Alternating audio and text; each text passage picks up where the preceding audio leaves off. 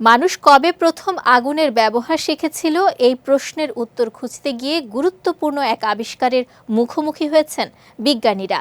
দক্ষিণ আফ্রিকার wonder work গুহায় প্রায় 17,90,000 বছর পুরনো পোড়া স্তন্যপায়ী প্রাণীর হাড়ের সন্ধান মিলেছে, যা মানব ইতিহাসের প্রচলিত ধারণাকে নতুন করে ভাবতে বাধ্য করছে। সম্প্রতি বিজ্ঞান সাময়িকী PLOS ONE-এ প্রকাশিত এক গবেষণায় আন্তর্জাতিক গবেষক দল জানিয়েছে, গুহার প্রায় 100 ফুট গভীর থেকে 161টি ছোট স্তন্যপায়ী প্রাণীর জীবাশ্মীভূত হাড় সংগ্রহ ও বিশ্লেষণ করা হয়েছে। গুহার এত গভীরে প্রাকৃতিক দাবানলের আগুন পৌঁছানোর সম্ভাবনা প্রায় নেই বললেই চলে। ফলে গবেষকদের ধারণা, সেই সময়ের হোমো ইরেক্টাস প্রজাতির মানুষই আগুন সংগ্রহ করে গুহার ভেতরে নিয়ে এসেছিল। গবেষণার আরেকটি চমকপ্রদ দিক হলো, হাড়গুলো পাওয়া গেছে প্যাঁচার ফেলে যাওয়া হাড় ও পশমের স্তূপের মধ্যে।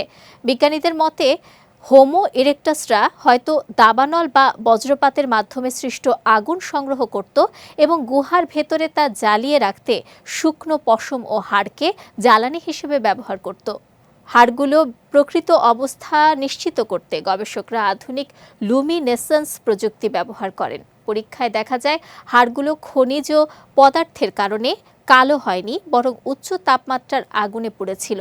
বিশেষ নীল আলোর নিচে এসব হাড় থেকে লালচে আভা নির্গত হয়, যা পোড়া হাড়ের একটি গুরুত্বপূর্ণ বৈশিষ্ট্য।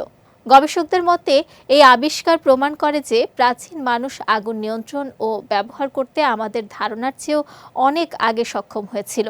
যদি এই তথ্য আরও গবেষণায় নিশ্চিত হয়, তাহলে মানব সভ্যতার বিকাশ এবং আগুন ব্যবহারের ইতিহাস নতুনভাবে লিখতে হতে পারে।